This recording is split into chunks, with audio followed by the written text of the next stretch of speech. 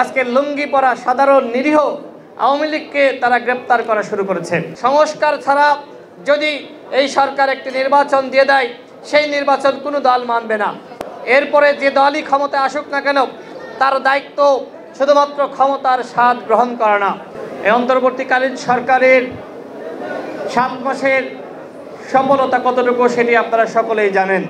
এখনও নাকি রাষ্ট্র সংস্কার শুরু হয়নি। গণহত্যার বিচার নিয়ে এই সরকারের পদক্ষেপ মোটেও সন্তুষ্টিমূলক নয়। শেখ পরিবারের যারা লাফাঙ্গা ছিল তারা পালিয়ে গেছে, আওয়ামী লীগের হাইকমান্ডের যারা ছিল তারা পালিয়ে গেছে। এখন পাড়া মহল্লা গ্রামগঞ্জে ওই অপারেশন ডেভিল হান্টের নামে আজকে লুঙ্গি পরা সাধারণ নিরীহ আওয়ামী লীগকে তারা গ্রেপ্তার করা শুরু করেছে। বাণিজ্য চলছে, মামলা বাণিজ্য। এইভাবে গণহত্যার বিচার হতে পারে না।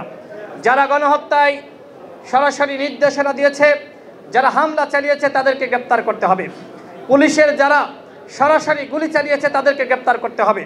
এই যে উত্তরাতে ছাত্র জনতা রুখে দাঁড়িয়েছিল, তাদের উপর যারা হামলা চালিয়েছিল তাদের বিচার করতে হবে। এই যে আমরা দেখেছি রামপুরাতে, উত্তরাতে, এই অঞ্চলে প্রাইভেট বিশ্ববিদ্যালয়ের শিক্ষার্থীরা যে ভূমিকা রেখেছিল, তারা যদি ভূমিকা না রাখতো তাহলে কোনোভাবেই গণঅভ্যুত্থান হতো না। আমি উত্তরাবাসীকে ধন্যবাদ জানাই যে তারা যেভাবে প্রতিরোধ গড়ে তুলেছিল, তারা যদি সেই সংগ্রামটা না করতো তাহলে হাসিনার পতন হতো না। সংগ্রামী বন্ধুগণ, ইফতারের আগে আসলে কথা বলা যায় না। আমরা মনে করি যে আমাদেরকে রাষ্ট্র সংস্কারের যে লড়াই শুরু হয়েছে, যতক্ষণ না পর্যন্ত একটি অবাধ সুষ্ঠু নিরপেক্ষ নির্বাচন হচ্ছে, সেই লড়াই কিন্তু আমাদের চালিয়ে যেতে হবে। এরপরে যে দলই ক্ষমতায় আসুক না কেন, তার দায়িত্ব শুধুমাত্র ক্ষমতার স্বাদ গ্রহণ করা না, তার দায়িত্ব অনেক।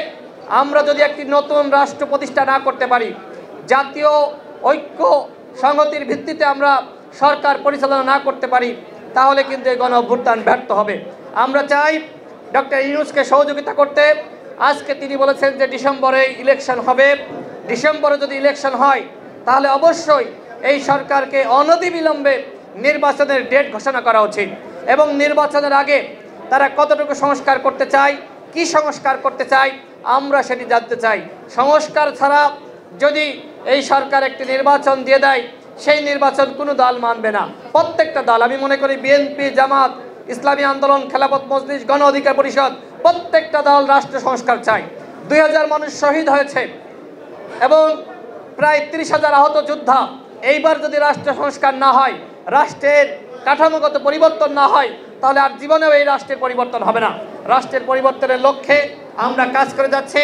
আমরা উত্তরার নেতৃবৃন্দকে বলবো, আপনারা যেভাবে গণঅভ্যুত্থানের আগে এবং পরে রাজপথে ছিলেন, রাজপথে থাকুন। ইনশাল্লাহ দেখা হবে বিজয়ে। আবারও সকলকে ধন্যবাদ। ভালো থাকবেন। আল্লাহ হাফেজ। আসসালামু আলাইকুম।